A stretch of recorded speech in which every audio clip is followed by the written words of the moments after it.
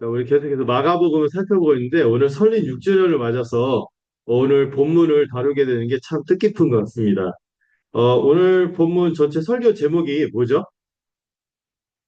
예수 그리스도는 4번 종말과 새 시대를 선언하셨습니다.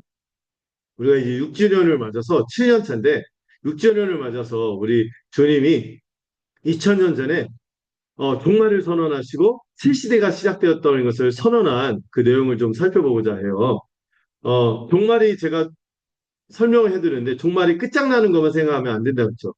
한 시대가 끝나고 새로운 시대가 시작되는 것을 성경에서 종말이라는 표현을 쓸 때 항상 두 가지를 같이 얘기한다고 말씀을 드렸습니다. 옛 시대가 끝나고 이제 새 시대인 거예요. 그런 의미에서 여러분 종말을 우리가 기다립니까? 아니면 종말이 이미 시작되었음을 믿습니까?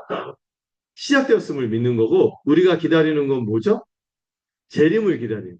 재림 때 이 종말이 완성되는 것이죠. 그걸 우리가 임의와 아직이라고 표현하고 있는 것이죠. 자, 우리가 지난 시간에 배운 것들을 잠시 복습하려고 하는데요. 자, 여러분 이 표 익숙하시죠? 제가 한번 나눠 드렸고, 지난주에 이 제자도 본문이라고 해서 8장, 9장, 10장이 펼쳐진 우리 주님의 이 교회를 향한 이, 이 교회가 어떻게 살아갈 것이고, 천국 백성으로 어떤 사람들인지에 대해서 설명한 내용이 8장, 9장, 10장, 제자가 어떤 삶을 살고 어떤 길을 가야 하는지를 이 내용을 통해서 살펴봤습니다. 그래서 여러분들 첫 번째 주님이 이 세 번에 걸쳐서 구조가 되어 있죠. 첫 번째 주님이 뭐라고 하시죠? 죽음에 대해서 예고하시고, 그 다음에 그리고 나서 죽음에 대해서 예고하시면 내가 십자가에서 죽고 부활하게 된다. 그런 여지없이 어떤 반응이 나타납니까? 여지없이 제자들이 이상한 모습을 보여주죠. 제자들이 실패하는 모습을 보여주고, 그 다음에 그 제자들의 실패하는 모습에 대해서 교정해 주시는 주님의 제자는 이래야 한다는 것을 가르쳐 주는 그 가르침이 이렇게 쭉 세 가지, 세 번에 걸쳐서 진행됩니다. 먼저, 8장 31절에서 비로소 주님이 말씀하신 게 있죠. 그동안 이 3년 동안 제자들 끌고 다니면서 얘기하시지 않았는데 3년째 되시니까 주님이 그때 비로소 말씀한 게 있어요. 그게 뭐죠? 주님이 십자가에서 죽고 부활하신다는 비밀을 처음 밝히셨어요. 이런 제자들이 어떤 모습이 나타났습니까? 표이 나오죠. 베드로가 멱살잡이를 했어요. 예수님 멱살잡이를 하고 꾸짖었어요. 그리고 나서 또 어떤 모습을 나타냅니까? 그 전에 우리도 그 길을 따라야 한다. 이게 이 얘기를 듣고 사람들의 마음이 흔들려서 이 귀신 들린 아이를 못 고치는 그런 무능한 모습, 믿음 없는 모습을 보여줬죠. 여기에 대한 주님의 가르침은 뭡니까? 우리가 예수님을 그리스도라 고백하는 것도 귀하지만 이 고백이 참되기 위해서는 뭐 해야 돼요? 자기를 부인하고 자기 십자가를 지고 우리 주님을 따라야 한다는 것이죠. 그리고 우리가 죽는 것만 생각하면 안 돼요. 모두 있다는 걸 기억해야 돼요. 영광이 있는 거예요. 부활의 영광. 그것을 보여주시기 위해서 주님이 변화산에서 그, 어떤 비누로도, 그런 편이 있어요. 어떻게 빨래도 휘어질 수 없을 정도로 그렇게 빛나는 영광으로 엘리야와 모세와 대동에서 나타나는 이 영광을 보이셨고, 부활에 대해서 말씀하셨죠. 하늘에서도 음성이 있었죠. 이는 내 사랑하는 아들이 너희는 그의 말을 들으라. 우리가 힘들 때마다 그 영광을 기억하고 그 영광을 따라서 살 때 이 십자가의 길을 갈 수 있는 거예요. 그리고 우리에게 이 무능하고 이 불신에 가득 찬 우리에게 주님이 믿음과 더불어 기도를 요청하시는 내용으로 첫 번째 단락이 정리가 되고요. 두 번째는 어떤 내용이죠? 또 두 번째로 예수님이 십자가에서 죽고 내가 부활할 거다 얘기했더니 여기 있는 표는 안 적으셔도 돼요. 다 전에 이미지로 다 드렸어요. 이번 제자들이 어떻게 하죠? 못 알아듣는 데다가 묻기도 무서워요. 왜 이렇게 불길한 말씀을 하실까? 그래 놓고는 지들끼리 뭐예요? 논쟁을 막 백분 토론처럼 막 백분 토론이 아니죠? 심야 토론처럼 밤새도록 막 계속 길에서 옥신각신하는데 뭐였죠? 누가 크냐? 서열 다툼을 했어요. 이것에 대해서 이거 다음에 또 어떤 모습이 나오죠? 우리는 귀신을 못 쫓아내는데 어떤 애들이 귀신을 쫓아냈어. 그 다른 뭐 부처의 이름으로 쫓아낸 것도 아니고 누구의 이름으로? 우리 주 예수 그리스도의 이름으로 귀신을 쫓아냈는데 그들은 믿음이 있었잖아요. 근데 자기들은 실패했는데 걔들은 했다고 해서 떤 핑계를 대죠? 우리에게 속하지 않아서, 우리 그룹에 속하지 않아서 그 일을 못하겠습니다 하고 막 자랑을 하는 이 배타적인 이 축기 금지 행위. 제가 쉽게 표현해서 패거리주의. 이걸 나타냈을 때 어떤 이상한 모습이 나타났죠? 응. 어린아이를 배척하는, 어린아이를 배척하는 이런 모습들을 보면서 주님이 교훈하신 게 뭡니까? 우리의 모습은 어떠해야 된다? 여러분, 신자가 어떠해야 돼요? 무사람이 끝이 되어 섬기는 자가 가장 큰 자. 그리고 우리 중에서 가장 어린아이 하나 영접하는 것이 누구를 영접하는 것 같다? 우리 주님을 영접하는 것 같고, 우리 주님을 영접할 때 누구를 영접하는 거예요? 삼위일체 하나님이니까 하나님을 영접하는 거예요. 그리고 우리가 그 아이들을 축복해달라고 했더니 그 제자들이 뭐라 했죠? 애들은 가라. 이렇게 쫓아냈어요. 그런데 주님이 그걸 꾸짖으시면서 천국은 어떤 사람들이 간다? 어린 아이와 같은 자들이 들어간다. 어린아이와 같이 되라고 교훈하시는데 어린아이의 특징이 여러 가지가 있죠. 순수함 이런 것도 있고 겸손하고 순종자라고 이런 것도 있겠지만 제일 중요한 게 뭔지 아세요? 이 문맥에서는 하나 되는 어떤 선입견과 편견 없이 서로 융화돼서 화목한 것. 이렇게 되는 것이 천국 백성. 그리고 한 몸 되어서 살아가는 원리를 결혼을 통해서 설명해 주시고 그리고 부자 청년은 못 들어가지만 누구는 가요? 누가 봐도 잘 사는 것 같고 괜찮은 것 같은 부자 청년은 못 들어가지만 오히려 부자는 천국에 들어가는 게 낙타가 바늘기로 들어가는 것보다 더 어렵다고 하시며 누가 들어가요? 이 어린아이 같은 제자. 이 제자들이 우리 주님을 따를 때 모든 것을 버리고 나의 옛사람을 버리고 주님을 따르기 시작할 때 어떤 축복? 한 몸됨을 이룰 뿐만 아니라 백배의 축복을 누리게 될 것을 약속하셨습니다. 세 번째 말씀하셨어요. 이 정도 되면 이 제자들이 알아들어야 돼요. 3세번이잖아요. 근데 못 알아듣죠? 못 알아듣는 뿐만 아니라 바로 나온 반응이 뭐예요? 오른팔 왼팔이라고 자부하는 야고보와 요한이 탁 나오더니 다짜고짜 그 무슨 그 광고 같은데 묻지도 않고 따지지도 않고 이제 무조건 들어달라고 자기들이 얘기하는 거. 그게 뭐였죠? 주님의 영광의 자리에 오르실 때 오른편 왼편에 앉게 해주세요. 이런 인사청탁을 하는 이상한 모습을 보여줍니다. 이 헛된 영광을 추구하는 모습인데 여기에 대해서 주님은 또 어떻게 교훈하셨습니까? 큰 자가 되려면 어떻게 해야 된다? 섬기는 자가 되어야 하고 으뜸이 되려는 자는 오히려 종이 되어서 섬겨야 된다. 우리 주님이 온 것도 높임 받고 섬김 받으려 온 것이 아니라 자기 목숨을 대속물로 그것도 지옥 형벌과 같은 이 가고오는 모든 사람의 죄를 짊어지고 이 온통 저주덩어리가 되어서 죽기 위해서 오신 이 대속물로 죽기 위해서 오신 것을 생각해. 내가 온 것을 생각하고 나의 제자라고 할 때 너희들은 어떻게 살아야겠니? 하고 질문을 던지죠. 그리고 나서 눈 먼 바디메오를 고쳐주시니까 바디메오가 어떻게 했어요? 주님의 은혜를 받고 길 위에서 주님을 곧바로 따라가는 장면이 나왔습니다. 여러분, 우리도 그렇게 될 줄로 믿습니다. 예. 이게 바로 지난 시간에 배웠던 교훈들이 너무 좋아서 다시 한번 이 표를 통해서 총 정리를 해봤어요. 제가 생각해도 이거 잘 정리한 거. 이렇게 정리한 게 별로 없더라고요. 음. 자, 오늘은요, 떤 내용이냐면은, 음, 자, 11장 1절에서 10절을 보면 여러분들 항상 그 부활 주일 고난주간 되기 전에 꼭 이 본문을 다룹니다. 제목을 항상 나귀 새끼 타고 오신 예수군님 하면서 막 이 설교를 많이 들으셨을 거예요. 자, 1절에서 10절의 핵심은 뭐냐면은 주보에 제가 썼죠. 구약의 예언대로 주님이 뭐로 오셨다?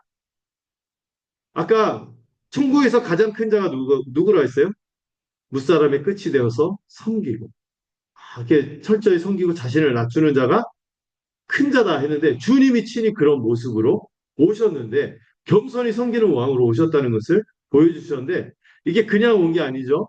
구약의 예언을 성취하는 맥락에서 주님이 이 모습을 보여주십니다. 자, 천천히 1절부터 10절을 보시면은 두 명의 제자에게 예수님께서 그 예루살렘 근처 그 마을에서 아무도 타보지 않은 나귀 새끼가 있을 것이라고 말씀했어요. 일단 가봤더니 어때요? 있어요. 그래서 주님이 시킨 대로 했죠. 이 제자들이 주인에게 다짜고짜 주께서 쓰시겠다 하면은 그 사람 주인이 당신 뭐요? 이러지 않고 가져가세요. 이런다는 거예요. 여러분 이게 황당하죠. 갑자기 누가 오더니 이 나귀 새끼가 태어나서 딱 이제 이게 그 걸음마 이제 떼고 막 그런 나귀 새끼인데 다짜고짜 데려가. 그러더니 이거 왜 데려가요? 했더니 그 사람들이 주께서 쓰시겠습니다. 했더니 그냥 군말을 주셔요.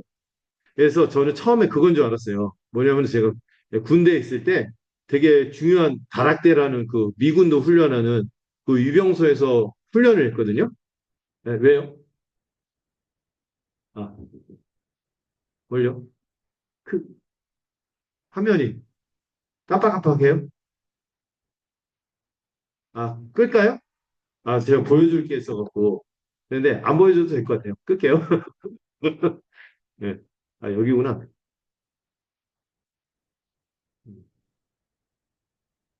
이제 괜찮습니까? 네, 저도 눈이 좀 부셨거든요. 제가 유병소에서 근무했었는데 이런 얘기하면 아우 길어지는데. 근데 갑자기 어떤 분이 사복으로 오더니 그 유병소를 막 들어가겠다고 하는 거예요. 그런데 되게 좋은 차, 랜드로버. 그 당시만 해도 그 흔한 차가 아니었거든요. 2, 30년 전이었으니까. 그 랜드로버를 타고 나 서대령인데 나 들어가겠네 했더니 대령이라고 하니까 어떻게 쫄아서 들여보냈거든요. 그래서 갑자기 이 사람이 주께서 쓰시겠다 하니까 높은 분이 달라고 하는가 보다. 그래서 그냥 존나 했더니 그런 맥락은 아니고 주님이 어떻게 그 나귀 새끼가 있는지 아시겠어요. 주님이 어떤 분이시니까 하나님이시니까. 또 주께서 권능으로 권위를 가지고 쓰시겠다 하니까 그 사람들이 어떻게 하는 거예요? 말씀하시니까 그냥 순종하고 내어드리는 거죠. 그리고 여러분 왜 아무도 타보지 않은 새끼라고 하냐면은 여러분 그 왕의 독점권을 상징합니다. 왜? 왕은 쓰던 거 쓰면 돼요? 제 그 친구 목사님이 자기는 그 자기 아이가 밥 먹은 숟가락으로도 자기는 안 먹는다. 약간 깔끔 떨어지신 분인데 그런 게 아니라 왕은 뭐죠? 뭐든지 처음 것을 이제 해야 되니까 아무도 타보지 않은 새끼를 나귀 새끼를 취하신 거죠. 그리고 여러분들 보니까 여러분들 SUV 갖고 있는 분들인데 SUV 뭔지 아시죠? 이런 중형차들 있잖아요. 이런 중형차는 전쟁이 나면 어떻게 되는지 아세요? 계엄령 터지고 전쟁 터지면은 군인이 와서 이거 가져가겠습니다 하면은 내어줘야 돼요. 왜 그걸 뭐라고 하죠? 징발이라고 하거든요. 징발. 그러니까 전쟁이 나거나 아니면 어떤 특수한 높은 사람이 쓰겠습니다 하고 영화 같은 데서도 막 형사들이 공무 집행한다면서 막 형사 보여주면서 막 그 탈을 갑자기 취해갖고 가잖아요. 이 징발이죠. 이걸 보여주시는 장면이 바로 이 장면입니다. 이 주님이 전지전능하신 하나님으로서 왕으로서 권능을 보여주시는 거죠. 그런데 이런 거보다 더 중요한 게 있어요. 뭐냐면은 주님이요. 왜 나귀 새끼를 타고 어디로 가시죠? 지금 예루살렘 성으로 입성하시는 거예요. 예루살렘 성으로 입성하는데 왜 나귀 새끼를 타고 들어가냐 이 말이죠. 어. 여러분들 그 주님은요. 그냥 나귀가 아니라 어린 나귀 새끼를 타셨어요. 그 나귀를 타면은 그래도 그 나귀가 좀 동빨이고 막 이러면 탈만 하거든요. 근데 나귀 새끼니 걸음마를 이제 뗀 나귀 새끼니 타면 어떻겠어? 이 나귀 새끼가 제대로 걸어갈까요? 원래 나귀가 힘이 좋긴 하지만 말보다 힘이 세대요. 그래서 짐 실을 때 많이 나귀를 타거든요. 근데 나귀 새끼를 탔으니 이 걸음마 시작한 나귀가 제대로 걸어갈까요? 뒤뚱뒤뚱 하면서 되게 초라하고 어색하고 우스꽝스러운 모습이었을 거예요. 이게 어떤 모습이냐면은 여러분들 그 대통령이나 아니면 높은 사람들이 카퍼레이드 같은 그 금메달 따고 돌아오면 금이 환영해서 길에서 퍼레이드 하잖아요. 그런데 퍼레이드를 하고 사람들이 딱 줄 서갖고 막 환호하고 막 이렇게 뭐 흔들고 깃발 흔들고 막 그러고 있는데 그 배달 오토바이 타고 막 배달 오토바이 타는데 그 마우라가 터져서 팡팡팡팡 해서 막 이렇게 들어가는 그런 모습으로 들어가는 모습이고. 음. 주님은요, 그런데 왜 그런 우스꽝스럽고 참 사람들이 볼 때 막, 와, 메시아가 왔다 기대하는 마음으로 지금 막 난리가 났잖아요. 호산나, 다윗의 이름으로 오시는 이여, 하나님 나라가 임한다! 하고, 야, 우리의 구원자가 오신다! 하면서 막 이렇게 난리가 났는데, 겉옷을 막 깔고, 막 그 레드카펫 깔듯이, 겉옷을 깔고, 막 종려나무 가지 흔들고, 막 이렇게 난리가 났는데, 되게 어색한 모습으로 들어가시는 거예요. 이게 왜 그런지 아세요? 스가랴상, 스가랴서 9장 9절, 10절에 있는 말씀을 주님이 성취하고 있다는 것을 보여주기 위해서 일부러 보여주시는 퍼포먼스예요. 그런 의미에서 제가 원래 이게 PPT를 보여주는데 눈이 부셔서 여러분들 성경책을 좀 찾는 수고를 좀 해주시겠습니까? 네. 성경책을 찾는 수고를 좀 해주세요. 네. 스가랴서 9장 9절, 10절까지 여러분들이 한번 읽어주시면 감사하겠습니다. 스가랴서 9장 9절부터 10절까지.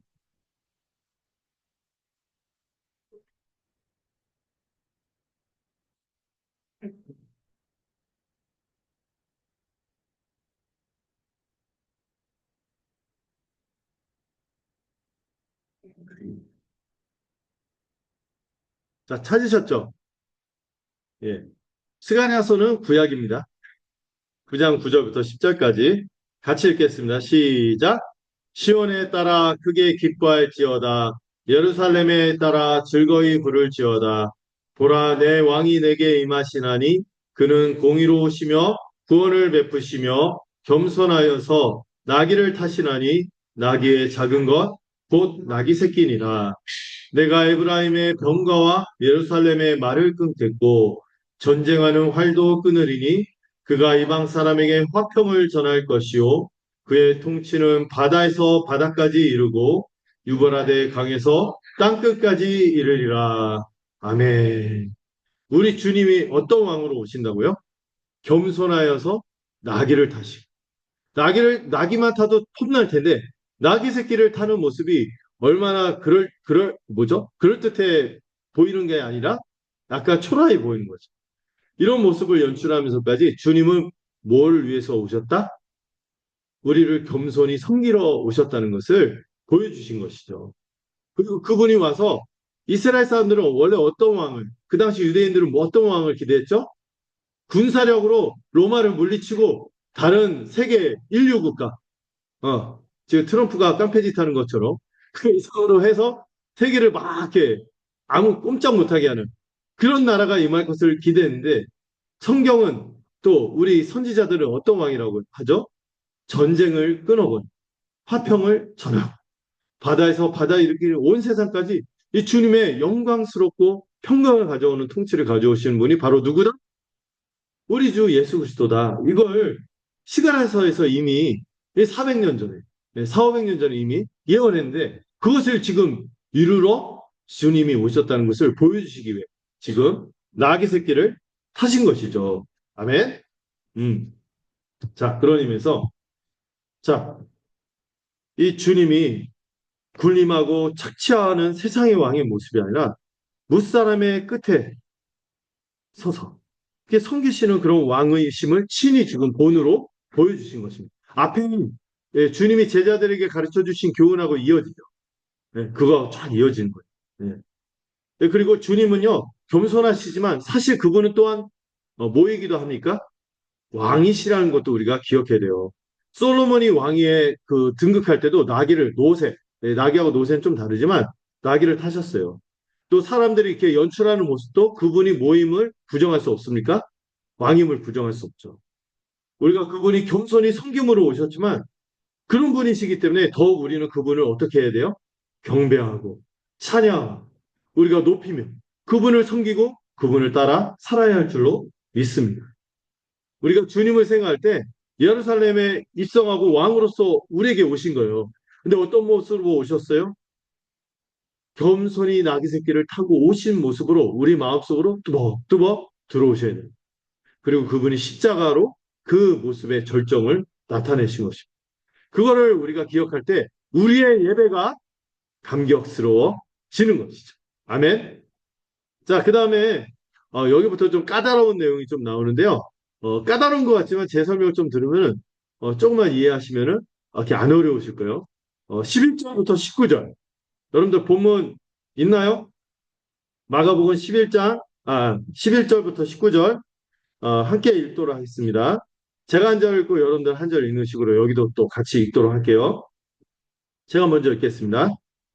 예수께서 예루살렘에 이르러 성전에 들어가사 모든 것을 둘러보시고 때가 이미 저물매 12제자를 데리시고 베다니에 나가시니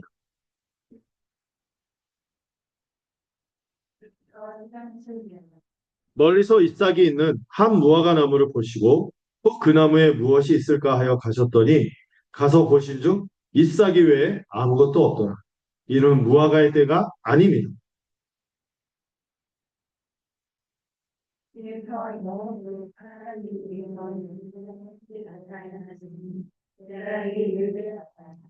그들이 예루살렘에 들어가니라. 예수께서 성전에 들어가사 성전 안에서 매매하는 자들을 내쫓으시며 돈 바꾸는 자들의 상가 비둘기 파는 자들의 의자를 둘러 엎으시며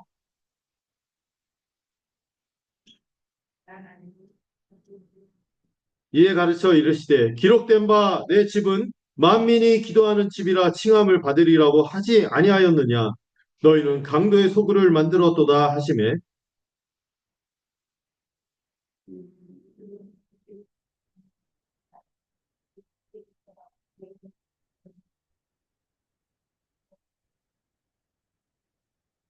같이 읽겠습니다. 그리고 날이 저물매 그들이 숭 밖으로 나가더라. 아멘.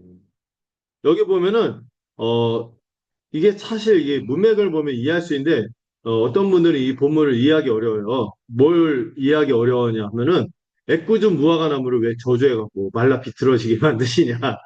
그리고 본문의 설명이 어떻게 나오죠? 원래 그 무화과 나무가 열매를 맺을 때요, 맺지 않을 때요. 때도 아니었는데 무화과 나무 갑자기 배고프다고 하다가 무화과 나무 열매가 안 열렸네 하더니 저주해서 무화과 나무가 확 비틀어져 버리는. 그 다음날 가서 보니까 그런 일이 나타났는데 와, 주님이 뭐가 신경이 안 좋으셨나? 아무리 배고프면 주님은 약간 이성을 잃으시나? 막 이렇게 이거를 되게 이해하기 어려워했어요. 근데 여러분들 이 본문하고 바로 이어지는 게 어떤 본문이죠? 성전을 주님이 들어가셔서 뒤집어 엎는 그 장면하고 이 무화과 나무를 연결하면은 어떤 의미인지 알 수 있습니다. 네.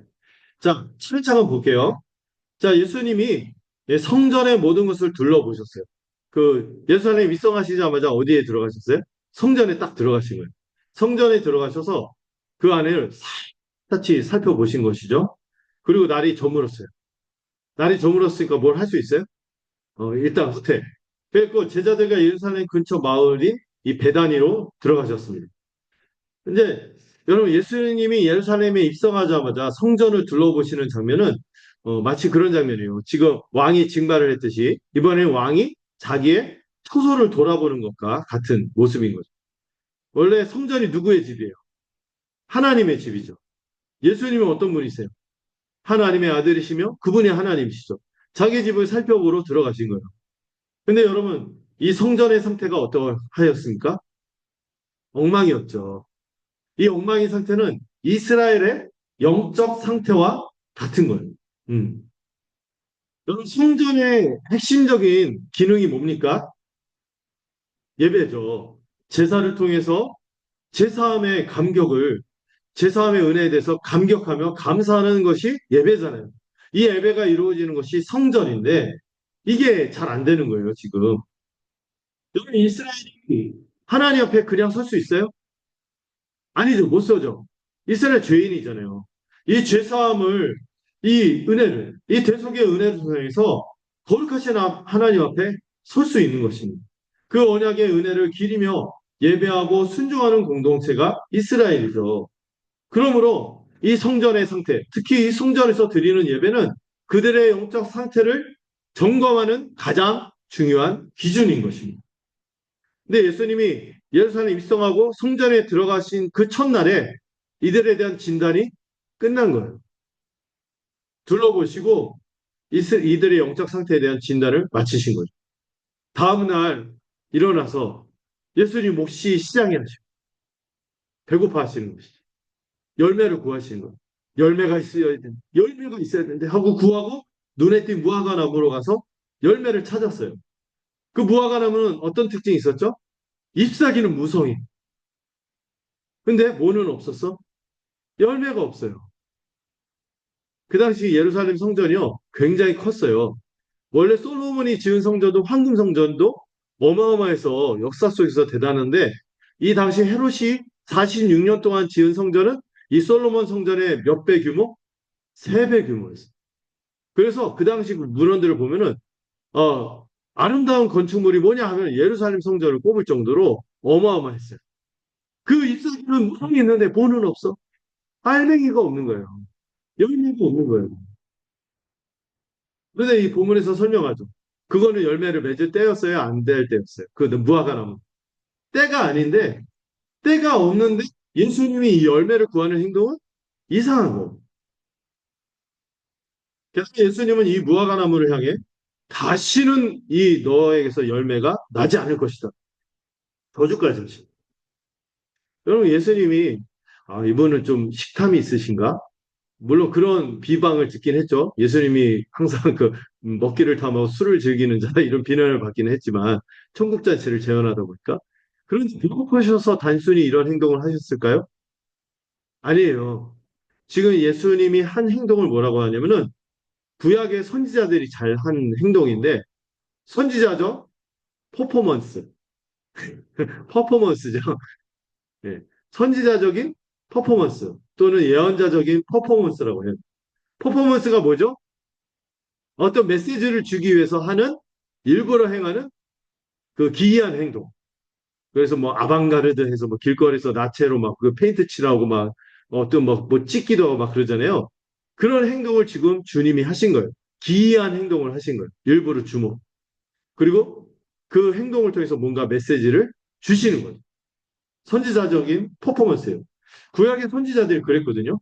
중대한 메시지를 전할 때 사람들이 주목하도록 강한 인상을 새기는 행동으로 주목하고 그것을 선포하게 했습니다. 예레미야는요, 사람들이 보이는 그 공터에서 사람들을 불러 모은 다음에 큰 옹기를 들고 와서 그 자리에서 깨버렸어요. 그러고 나서 뭐라고 해요? 이 옹기처럼 이스라엘은 공중분해될 거다. 하나님의 심판을 받았어요. 오, 얼마나 이렇게 생생한 메시지예요. 교보제 사용하는 거죠. 지금 주님이 그런 식으로 교훈을 주는 거예요. 에스겔에서 보면요, 아주 이런 이상한 행동이 많이 나와요. 아내가 죽었는데 울지 않고 절반 그 보름 동안 절반으로만 누워 있어. 어깨 나가게 절반으로 보름씩 이게 반대로 눕고 또 심지어 똥을 구워서 먹는 그런 행동을 합니다. 이게 다 메시지가 있거든요. 이 기이한 행동을 통해서 뭔가 중요한 거를 주목시키는 거죠. 지금 예수님이 무화과 나무를 저주한 건 뭐예요? 뭐를 저주한 거예요? 무화과 나무가 아니라 열매를 맺었어야 할 하나님의 백성, 성전.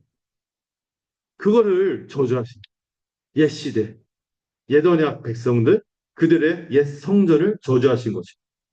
이 성전을 돌아보며 그들의 예배에서 회심의 열매가 나와야 돼. 순종의 열매가 나와야 돼.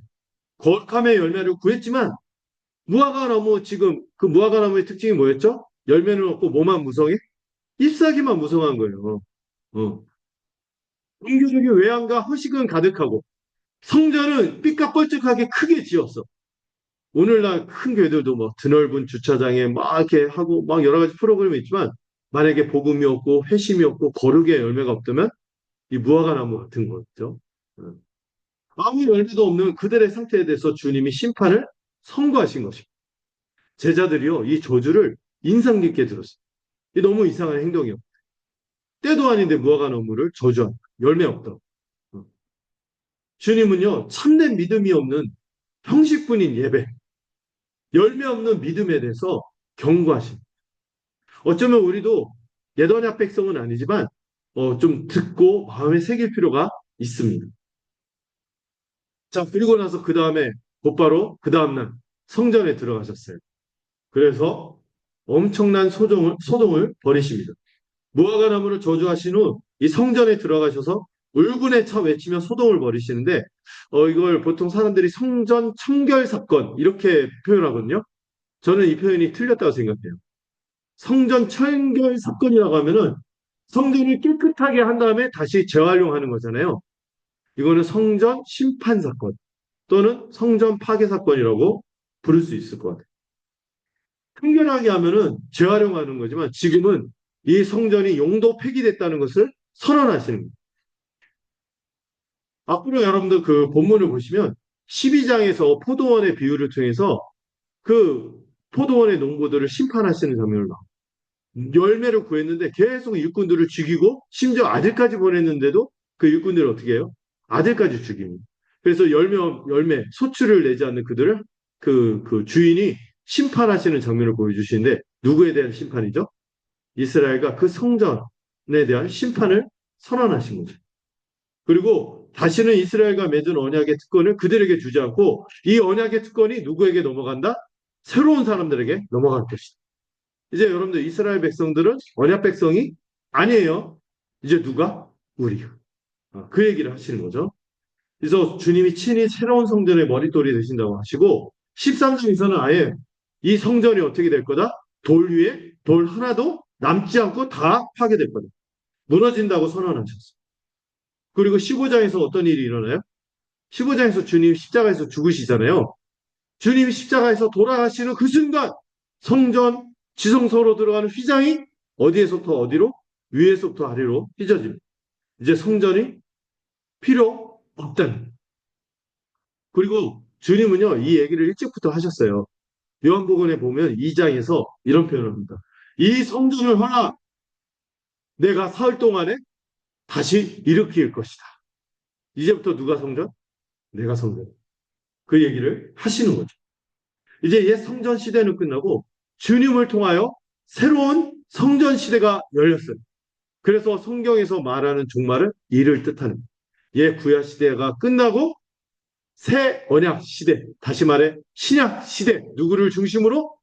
예수 그리스도를 중심으로 새 시대가 시작되었다고 해서 종말이 시작되었다. 이렇게 얘기합니다. 종말할 때 끝나는 건 뭐? 옛 체제, 구약의 옛 체제는 이제 다 끝났다. 이걸 선언하시고. 자, 그러면은 여러분 질문을 할 수 있어요. 하나님은 언약을 지키시는 신실한 분이라고 했잖아요. 그 아브라함하고 언약을 맺을 때도 너는 못 지켜도 나는 지킬게. 네가 못 지켜서 당하는 저주 내가 짊어질게 했는데 왜 성전을 버리냐 이 말이에요. 거의 그 전에 성막이 있었지만 다윗과 솔로몬 시대부터 치면은 이 성전의 역사가 몇 년? 예수님까지 1000년의 역사가 흘렀어요. 청년 성전의 역사가 있었는데 이제 와서 갑자기 성전을 버리시는 이유가 무엇일까요? 그거는 그 뒤에 예수님이 버리신 소동의 내용을 살펴보면 알 수 있습니다. 알 수 있어요. 무슨적으로 여러분 지금 앞에 무화과 나무를 저주했기 때문에 또 앞뒤에서 하신 말씀을 통해서 알 수 있는 건 이제 뭐가 왔어요? 진짜가 왔으니까. 참 성전이신 주님이 왔으니까 이제 모형에 불과한 게 이제 쓸모 있어요? 없어요? 없어요. 이제 못 쓰게 돼버린 거죠.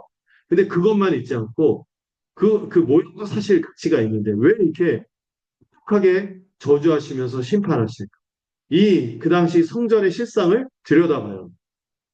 주님이 뭐라고 하냐면은 내 집은 만민이 뭐 하는 집? 기도하는 집인데 너희는 뭐로 만들었다? 강도의 소굴로 만들었다. 이렇게 한탄하세요. 그리고 그걸 다 뒤집어 엎죠. 이제 옛 성전이 더 이상 만민이 기도하는 집이 아니라 누구에 의해서? 이스라엘 백성. 특히 이스라엘 백성을 이끌어가는 유대 지도자들에 의해서 부패와 탐욕이 가득한 강도의 소굴이 되었기 때문입니다. 저는 이게 오늘날 복음이 없는 그리고 타락한 이상한 교회들이 있어요. 그 교회들 보면 이런 심판을 똑같이 당하지 않을까. 이게 두려움이 있어요. 이 사람들이 어떤 일을 벌였냐면 그 성전 안에다가 시장을 설치했어요. 성전 안에. 이 시장을 설치했는데 어떤 시장? 재물을 파는. 그런데 이 명분이 있어요. 그 1년에 몇 번 성전에 와야 돼요? 3번을 와야 돼요. 3번을 와야 되는데 특별히 이 재물을 바치고 본토에서 이 우리 그 한가위 명절처럼 또 그 설 명절처럼 이렇게 고향으로 몰려가듯이 이 성전으로 다 몰려드는데 큰 명절이죠. 멀리서 오다 보니까 도보로 오잖아요. 대부분 재물이 가다가 갑자기 접질르거나 갑자기 다치거나 이러면은 흠 있는 예물을 드릴 수 있어요? 없어요? 못 드리니까 거기서 곧바로 흠없는 예물을 구입할 수 있습니다. 사람들의 편의를 제공하겠다는 의미로 재물을 파는 시장을 성전 안에 뜰에다가 설치하고 이거를 이제 파는 거죠. 근데 문제는 그 성전 안에서 그 시장통이 열리니 안에서 기도하고 예배를 드리고 제사를 드리고 한대.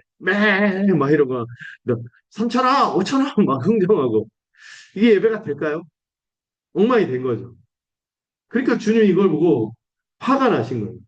그런데 그 문헌을 보니까 그 성전에서 재물을 그냥 그 원가로 파는 게 아니라 프리미엄을 붙였는데 몇 배? 5배를 붙여서. 5배 프리미엄을 붙여갖고 폭리를 취했어요. 여러분들 그 지리산 같은 데 가면은 그 여기서는 라면이 1,000원이었는데 올라가면 올라갈수록 100m 지점 올라갈 때마다 가격이 올라가죠.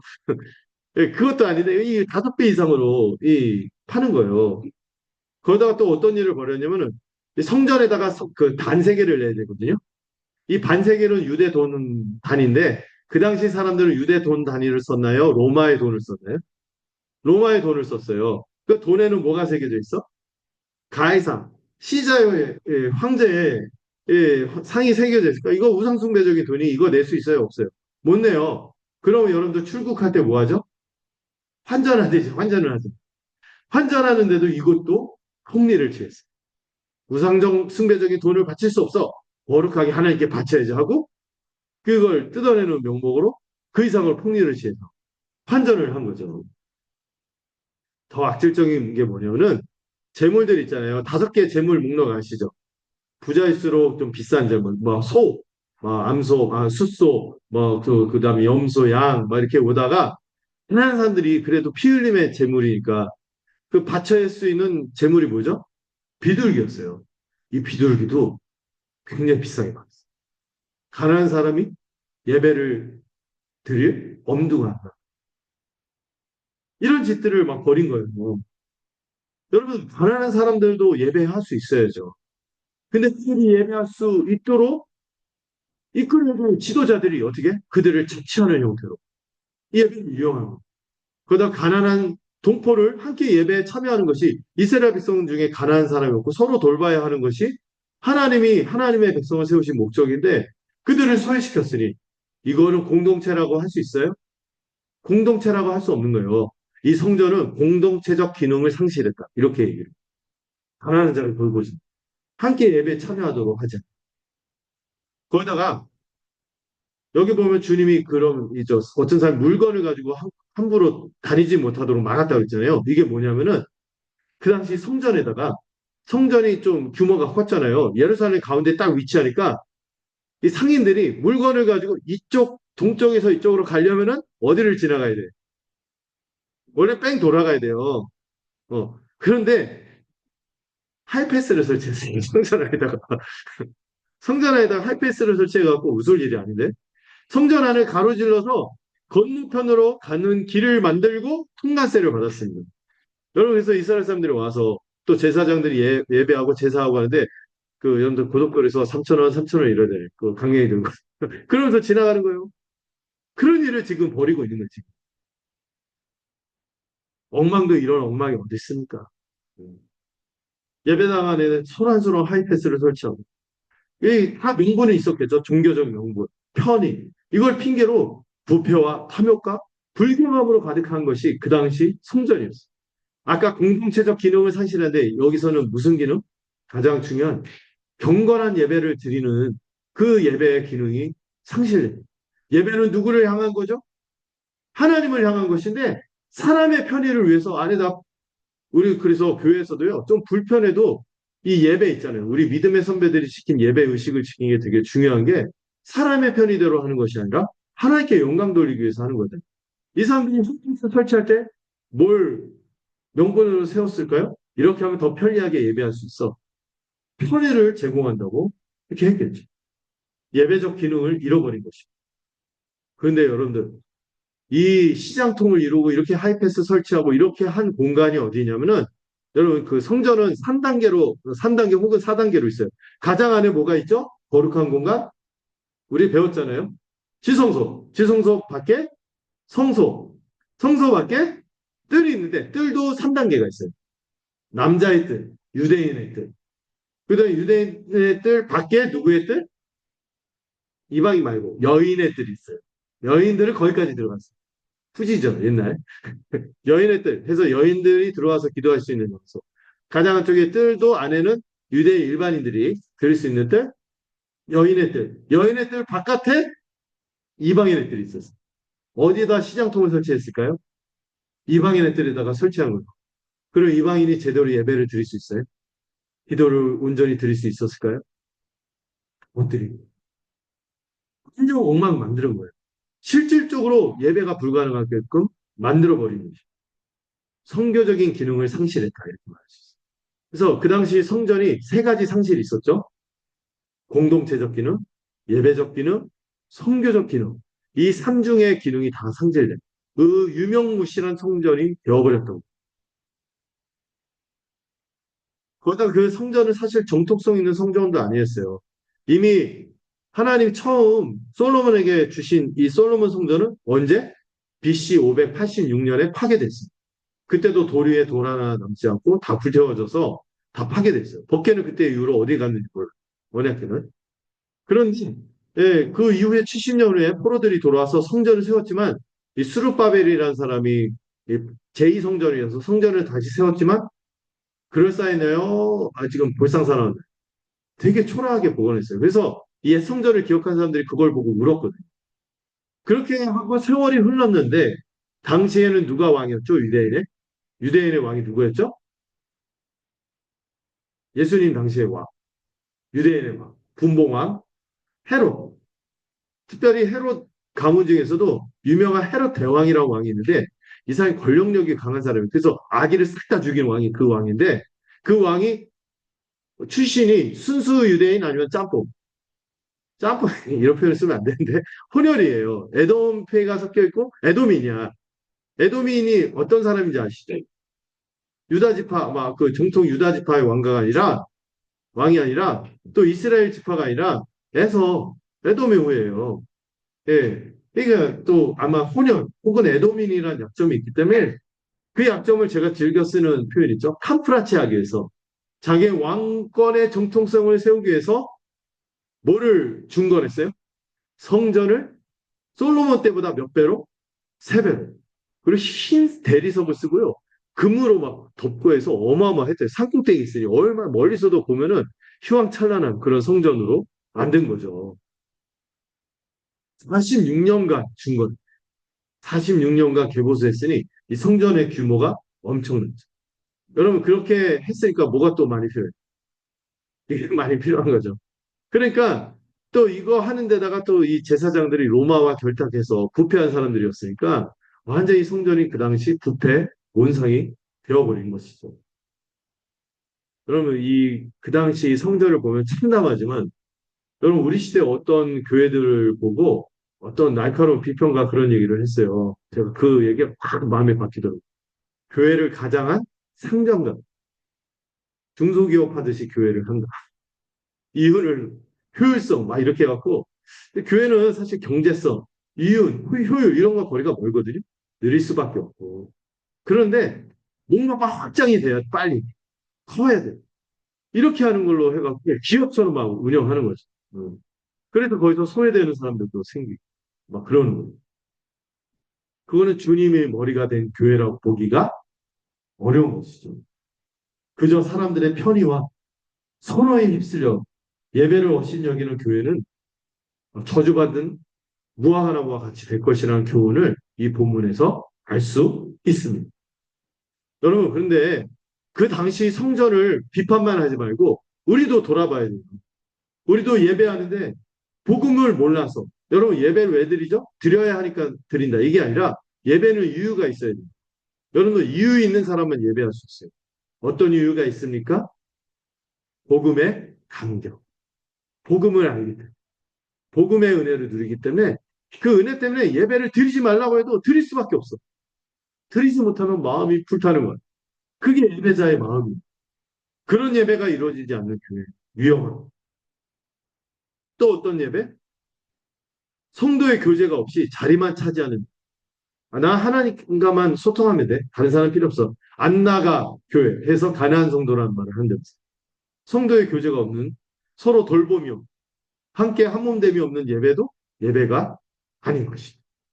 그것도 저주받는 무화 무화과 나무 같은 거. 또 이것도 생각해야 돼요. 우리 교회도 이걸 좀 들어야 되는데 영혼에 대한 불쌍히 여김, 긍휼히 여김, 열정이 없이 복음을 전하는 것에 대해서 관심이 없고 또 누가 오는데 환대하지 않고 텃세 부리고 있고 또 교회 안에서 회심하고 거듭남이 일어나고 이런 기쁨이 있어야지 교회가 열매가 있는 거잖아요. 교회는 무화과나무처럼 저주를 받으면 안 돼요. 여기 나오고. 있으기만 무성하면 안 돼. 교회만 크면 안 돼. 우리 교회 크지도 않지만. 근데 적어도 뭐는 있어야 돼. 새로 누군가 사람을 얻어서 그 사람이 거듭나고 이 생명이 새순이 돋아나고 열매가 맺는 이런 교회가 진짜 교회. 만약에 그 교회가 그걸 잃어버리면 저주받은 무화과나무와 다를 바가 없는 것이고. 자, 마지막 단락. 자, 20절에서 33절 함께 읽어볼까요? 준비되셨습니까? 자, 20절에서 33절 제가 한 절 읽고 여러분들 한 절 읽는 식으로 교대에서 읽도록 하겠습니다. 자, 먼저 읽을게요. 그들이 아침에 지나갈 때 무화과 나무가 뿌리째 마른 것을 보고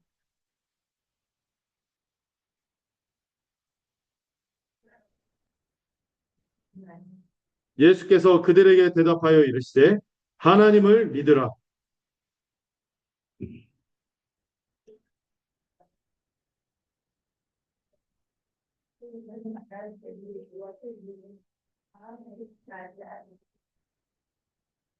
그러므로 내가 너희에게 말하노니 무엇이든지 기도하고 구하는 것은 받은 줄로 믿으라. 그리하면 너희에게 그대로 되리라.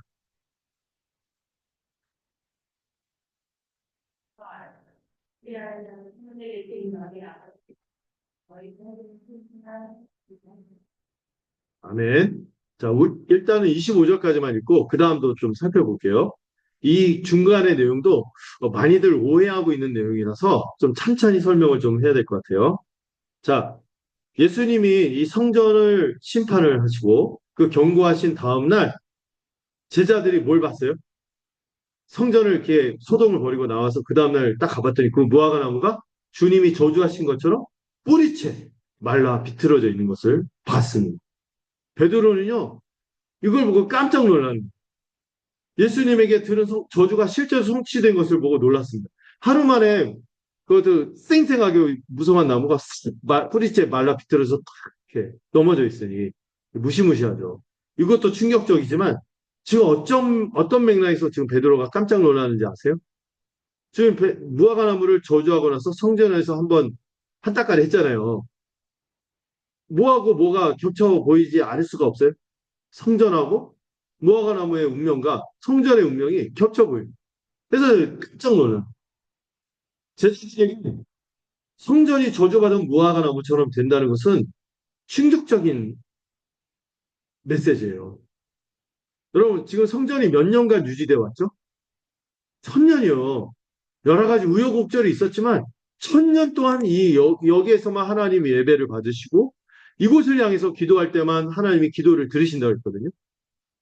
그런데 그걸 없애버리신다는 거예요. 완전히 세상이 무너지는 거예요. 정말이에요, 정말. 진짜. 세상이 무너지는 거예요.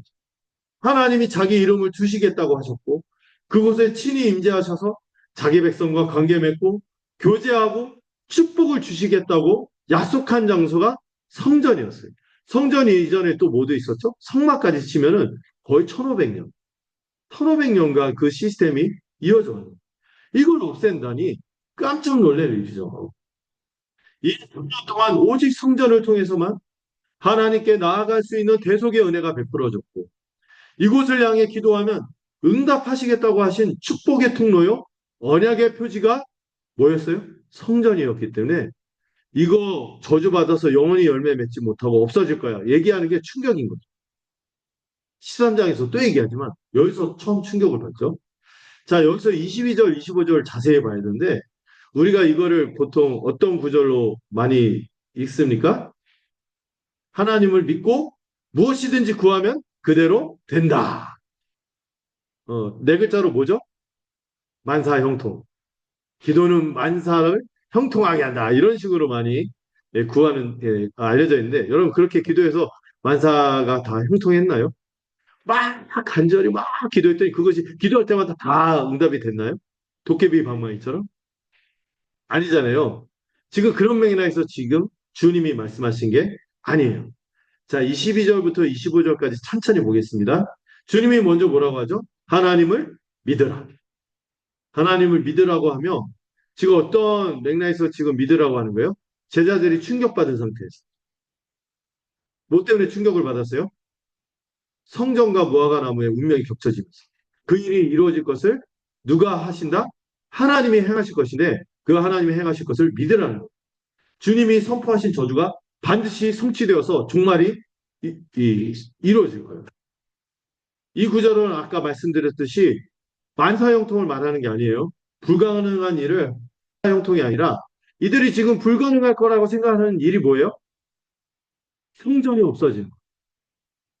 여러분, 우리들은 이게 성전이 있거니 없거니 별로 상관이 없지만 유대인들한테는 이게 청천벽력이에요. 천년을 하나님과 사귈 수 있어, 뭐 예배할 수 있고 기도할 수 있는 그 장소가 없어진다니 이건 불가능한 일이에요. 하나님 언약을 하셨는데 이건 세상이 무너지는 일이에요.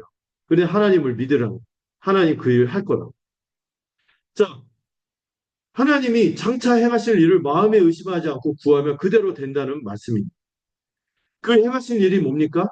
이제부터 하나님께서 제자들을 통해 새로운 백성, 새로운 성전으로 삼으실 것을 믿으라는 의미가 이 말씀에 달려 있어요. 담겨 있어요. 이제 성전이 없어지고 누가 성전이 된다? 너희들을 통해서 성전이 하는 일을 지속할 거다. 그 얘기를 하는 맥락이에요. 이제 무화과 나무를 저주하며 옛 언약의 표지인 성전 시대와 이스라엘이 끝났어요. 종말이 시작되었습니다. 그 당시 사람들은 결코 일어날 거라고 생각하지 않은 일, 불가능한 일이 지금 일어나. 그 일은 어떤 의미를 갖고 있냐면 제자를 비롯한 신자로 구성된 새로운 백성이 이 일, 새 언약 백성이 받을 축복을 믿고 구하면 그대로 이루어진다는 말씀입니다. 이제 옛 언약 시대는 끝나고 구약 시대는 끝나고 새 언약 시대가 시작되었습니다.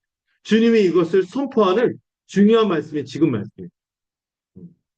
그런 흐름에서 여러분 이 본문에 이런 표현이 있죠. 이 산더러 바다에 던져지라 하고 이를 마음에 의심하지 않으면 그대로 될 것이다. 이 말씀은 우리가 어떻게 이해했죠? 어떤 불가능해 보이는 것도 우리가 기도 열심히 하면 하나님이 들어주신다. 이렇게 이해했잖아요. 근데 여러분 이 산이 그냥 산이 아니에요. 이 산이 지시대명사로서 지금 예수님이 어디에 근처에 있어요?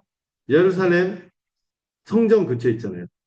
이 성전 근처에서 이 산을 들어서 바다에 던지라 얘기할 때 이 산은 어떤 산? 뭐가 있는 산? 성전이 있던 시온산을 말해요.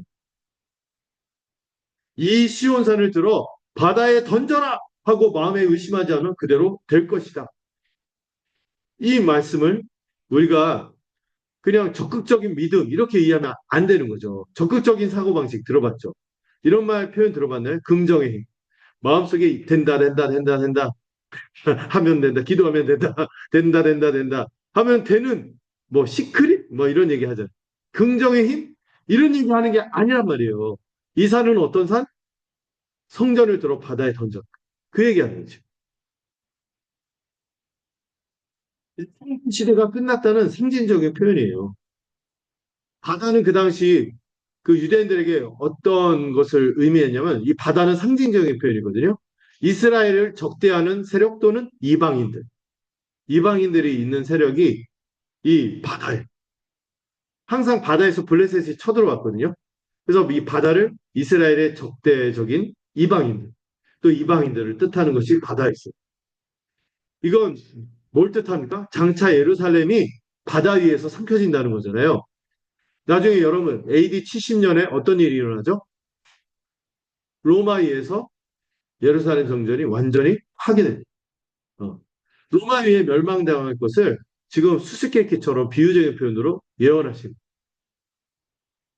그리고 여러분 이 표현에서 눈여겨볼 그 반복되는 표현이 있어요. 자, 그래서 좀 힘을 냅시다. 반복되는 표현이 있어요. 22절에서 25절. 뭐가 많이 나오면 너희라는 표현이 많이 나와요. 너희. 그리고 예수님이 너희라고 하는 건 누굴까요? 누구죠? 지금 옛시대가 끝나고 새시대가 시작되었다는 것을 듣고 있는 누구? 제자들. 이제 너희를 통하여 어떤 일이 벌어질 거다 하고 말씀하시는 거예요. 바로 종말이 시작되며 주님을 중심으로 이 새언약 백성인 제자들이 기존에 무슨 역할을 대체한다? 성전의 역할을 감당하게 된다는 것을 말하는 것입니다. 이걸 베드로 전서 2장 9절에서는 너희가 이제 새로운 왕 같은 제사장. 어디서 들었는데? 이스라엘 백성이 제사장 나라가 된다고 했잖아요. 이제 너희가 제사장 나라, 왕 같은 제사장. 너희를 통하여 새로운 일이 시작이 될 거야. 이제는 그리고 나서 무슨 얘기예요? 말씀을 보니까 기도하고 용서에 대한 얘기가 나오죠. 이제는 전에는 기도할 때 이전에 기도할 때는 항상 무엇을 향해 기도했어야 돼요? 성전을 바라보며 기도했어야 돼요. 근데 예수님이 이제 하나님이 성전을 치우실 거예요. 그러면은 어떻게 해요? 성전 필요 없이 너희가 그냥 주님의 이름으로 뭐 하면 돼요? 기도하면 되는 거예요. 이제 더 이상 우리에게 어떤 예수님 빼고는 어떤 중보자 필요 없어요. 카톨릭이 그래서 틀린 거예요. 사제들이 중간에 막 기도를 해주고 막 그런 거 있잖아요. 이제 우리가 그리스도의 이름으로 그분 안에 있으면 성전을 향해 기도할 필요도 없어요. 무슬림처럼 메카 메디나를 향해서 카페트 깔고 막 하루에 세 번씩 기도하잖아요. 그런 거 필요 없어요. 이제 누구 안에 있으면 누가 예수님을 믿고 그분 안에 있으면 너희가 기도하면 돼. 그럼 기도하고 구하면 하나님이 응답하실 거예요. 그 얘기 하시는 거예요, 지금. 기도는 무조건 뭐 통해서 했어야 돼? 성전을 통해서 했어야 돼. 이제 성전 필요 없다는 거예요. 이것도 뭐 얘기하는 거죠?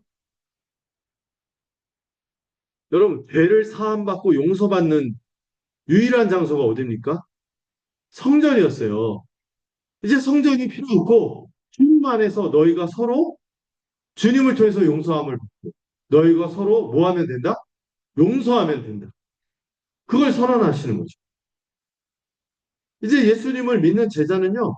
그가 누구이든 그가 어디에 있든 그 사람이 유대인이든 이방인이든 차별 없이 하나님에게 기도할 수 있는 특권이 주어졌으며 이제 참 성전이신 그리스도 안에서 한 몸이 된 성전이 되어 하나님 아버지께 담대히 당당히 자녀의 특권을 가지고 나아가는 그런 시대가 열렸다고 지금 주님이 선언하신 것입니다.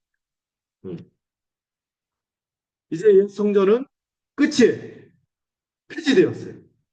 그래서 여러분 이 성전 청결 사건이 아니죠. 성전 파괴 사건이라고 하는 게 맞아요.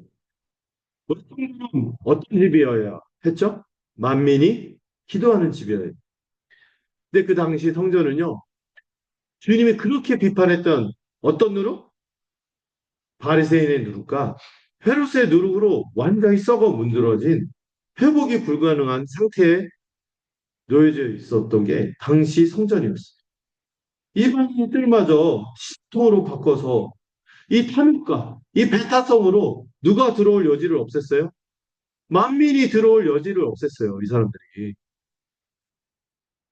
불리는 거는 또 자기로 기도하니 그 기도가 참된 기도예요? 아니죠. 더 이상 응답받을 수 없는 곳이 되어버렸어요.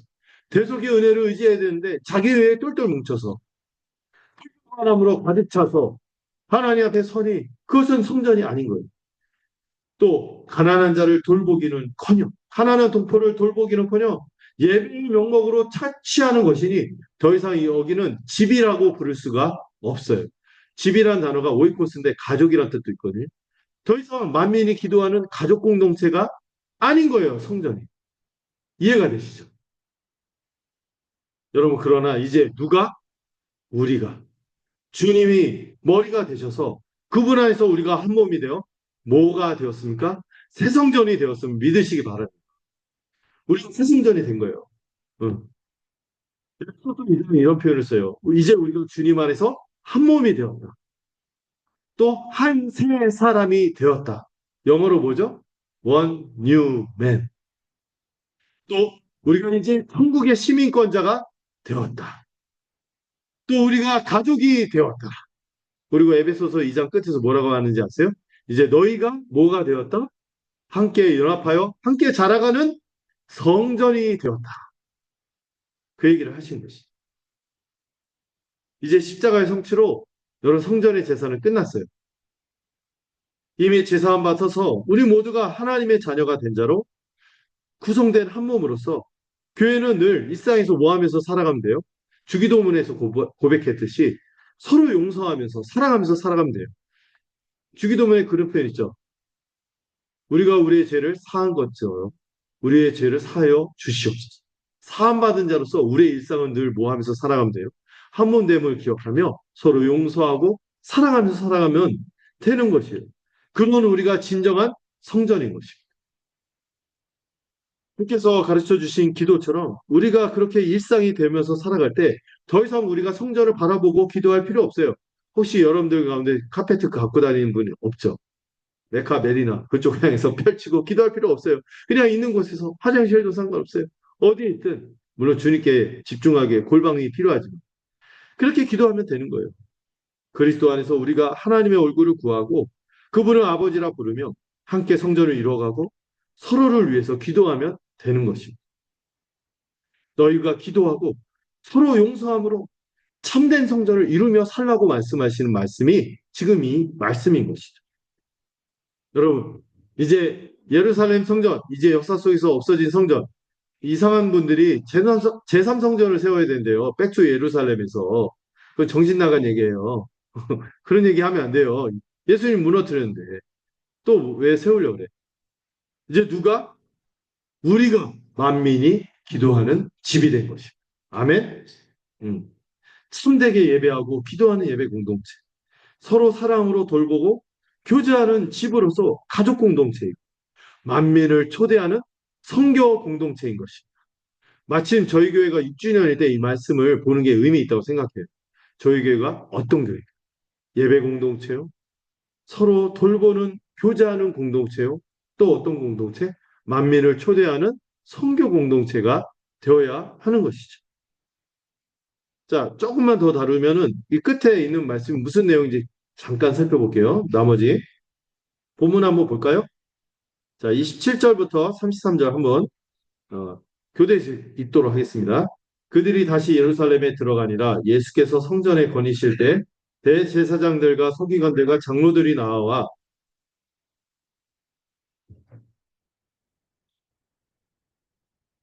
예수께서 이르시되 나도 한 말을 너에게 물으리니 대답하라. 그리하면 나도 무슨 권위로 이런 일을 하는지 이르리라.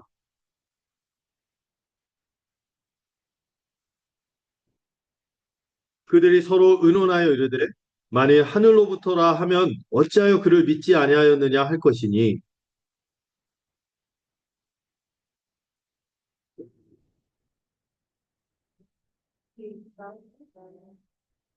자, 함께 읽겠습니다. 시작.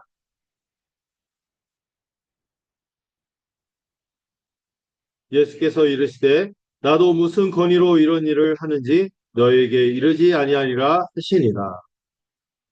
자, 마지막 내용은 예수님이 다시 또 성전에 들어갔어요. 그렇게 소동을 피우고 그렇게 하고 나서 들어갔더니 누가 따지러 나왔어요? 그 당시 유대 지도자들을 대표하는 세 부류, 대제사장과 제사장들, 그리고 서기관들, 율법학자들, 그리고 누구들? 장로들이 나왔어요. 주님이 다시 들어간 게 왜 들어갈게요? 어제 뒤집어 엎었잖아요. 못하게. 또 하는지 주님이 감시하러 또 들어가신 거예요. 어. 생전에 부패한 일이 벌어지지 않도록 감시하려고 딱 들어가니까 이 사람들이 따지러 나온 거예요. 왜 못하게 하냐? 이 사람들은 다 거짓 예배자. 여러분, 제사장들이 어떤 일을 저질렀어요? 대속의 은혜를 기리지 않고 그 예배 행위를, 기도하는 행위를 뭐의 수단으로 삼았죠? 돈 버는 수단으로 삼았어요. 탐욕의 수단으로 삼았어요. 율법학자들, 서기관들은 어떻게 했습니까? 그곳에서 예배할 때 진정한 예배를 드리지 않고 자기의에 빠진 이들, 이 바리새인들이 대부분 서기관들이었거든요. 자기의에 빠져서 자기 죄를 돌이키지 않고 오히려 아마 이 서기관들이 허용했을 것 같아요. 이방인의 틀에서 성전 안에서 이런 시장통을 벌여도 된다. 배타적인 사람들, 자기의에 빠진. 이 배타성으로 이방인들을 정죄하고 그들에게서 예배의 기회를 막은 이들이 율법학자들이에요. 또 장로들은 어떤 사람들입니까? 하나님의 가족을 이끄는 지도자들이잖아요. 가족을 이끄는 원로들이잖아요. 어. 가족으로 동포를 돌봐야 할 사람들이 이 성전에서 5배 폭리를 취하고 온갖 가난한 사람 예배하는 것을 차단하는데도 입버릇 안 해요. 돌보지 않은 거예요. 다 이 성전을 망가뜨린 주범들이. 이들이 만민이 기도하는 집인 성전의 기능을 잃어버리게 한 이 장본인들인 거죠. 부패한 유대 지도자들은 이 예수님의 행동이 자기들의 기득권과 이익을 막는다고 거슬리게 여긴 거예요. 제사장은 자기들이 금수저라고, 제사장 후손이라고 이 혈통을 가지고 또 로마의 지지를 받는다고 주님에게 따져 물으러 온 것이죠. 서기관은 자기의 학문과 영향력, 장로들은 자기의 지위를 가지고 와서 주님에게 나는 이런 권위를 가지고 이런 일들을 행하는데 당신은 무슨 권위로 이 일을 하는 것이오? 하고 항의하는 것이죠. 주님에게 자기들의 권위에 맞서 주님이 무슨 권위로 이 일을 하는지 누가 이런 권위를 주었는지 따지고 있는 것입니다. 예수님이 그래서 그들에게 역으로 질문하여 여기에 답하면 내가 무슨 권위로 그들을 책망하고 심판하고 있는지 말해주겠다고 하십니다. 그리고 하신 질문이 뭐예요?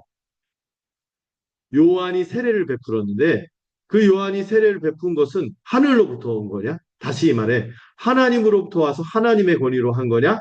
아니면은 단지 사람의 권위, 자기 마음대로 세례를 베푼 거냐? 여기에 대해서 너희들 대답해라 하고 요구한 것이죠. 난처해요.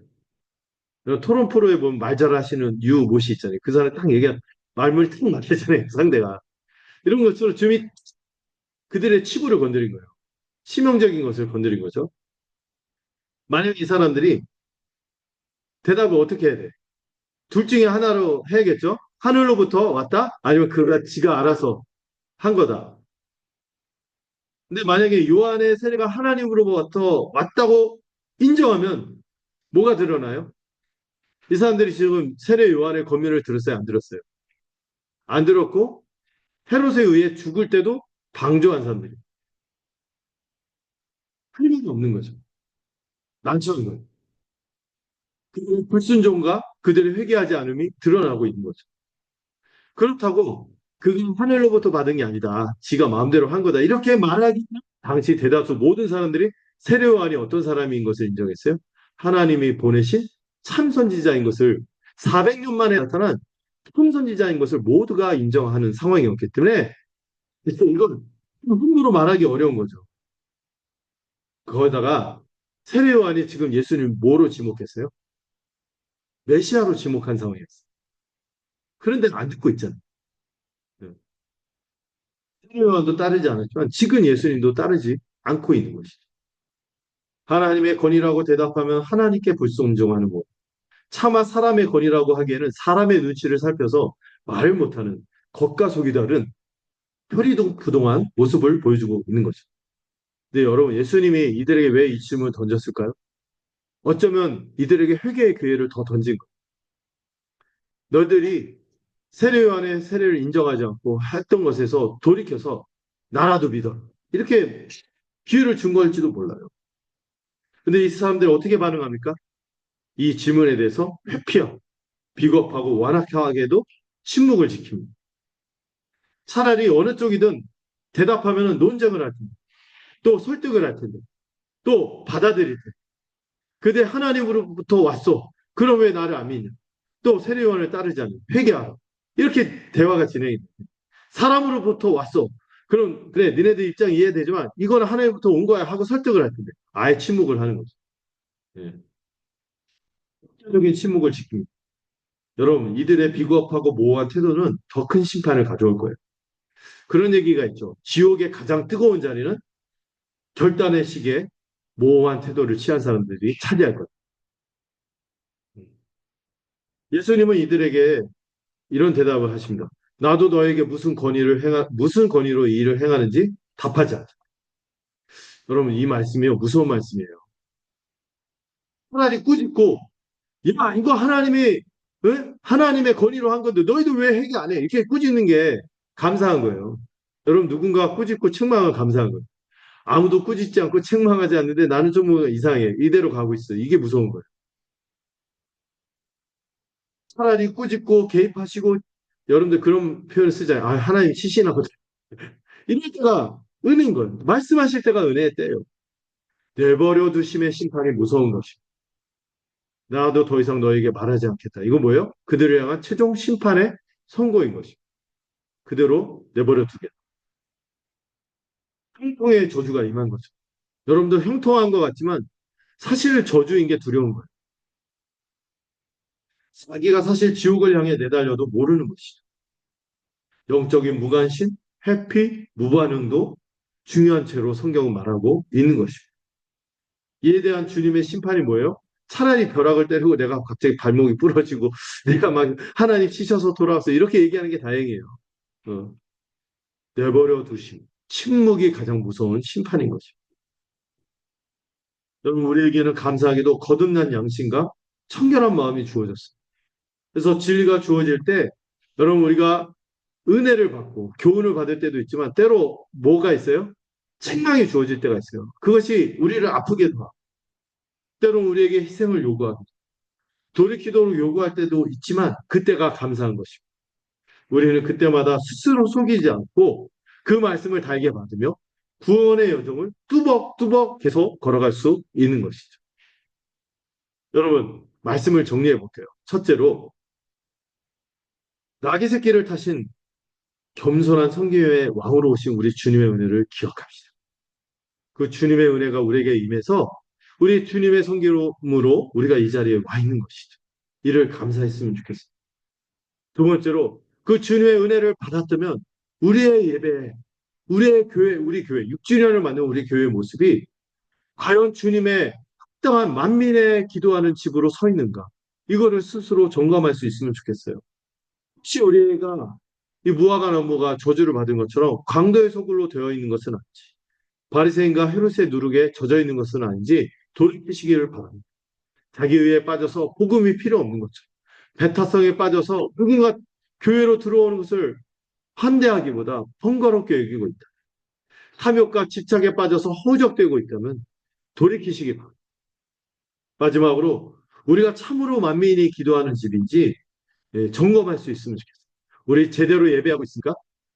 정말 예배할 수 있도록 우리가 복음으로 공급받는 이 양육을 기쁨으로 신령한 진리, 하늘의 진리로 여기며 기뻐 배우고 있습니까? 우리 안에 교제는 냉랭한 것이 아니라 정말 여러분 우리 어저께 즐겁게 교제했지만 참된 성도의 교제는 뭐죠? 주님을 함께 알아가 함께 나누는 교제. 이게 이루어지고 있는지 점검했으면 좋겠고 무엇보다도 만민이 기도하는 집으로서 우리 교회가 이 환대하는 공동체로 성교하는 공동체로 서 있는지 돌아봤으면 좋겠어요. 우리 여러분들 확신하세요. 우리는 더 이상 저주받은 무화과 나무가 아니에요. 뭡니까? 새성전. 새성전임을 기억하시기 바랍니다. 예배와 기도가 참되게 이루어지고 용서가 이루어지고 서로 사랑하며 새 시대의 기쁨을 전할 수 있는 우리 모두가 되기를 간절히 소망합니다. 기도하겠습니다.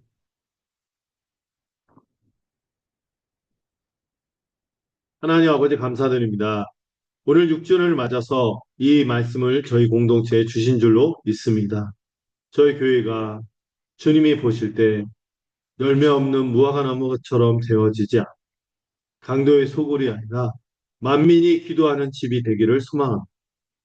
이미 우리가 열매를 맺을 수 있는 풍성한 주님 안에서 연합된 포도나무여 무화과 나무로서 풍성한 열매를 맺는 그런 공동체이기를 소망합니다. 참된 예배가 이루어지고 또 우리 안에 누구도 소외됨을 경험하지 않고 살뜰히 한 몸으로 살필 수 있는 누구도 가난한 자가 없는 그런 복된 공동체, 그런 가족인 공동체가 되기를 소망합니다. 또한 우리 공동체가 더 나아가 이 예배의 기쁨으로 만민을 초대할 수 있는 그런 선교 공동체가 되기를 소망합니다.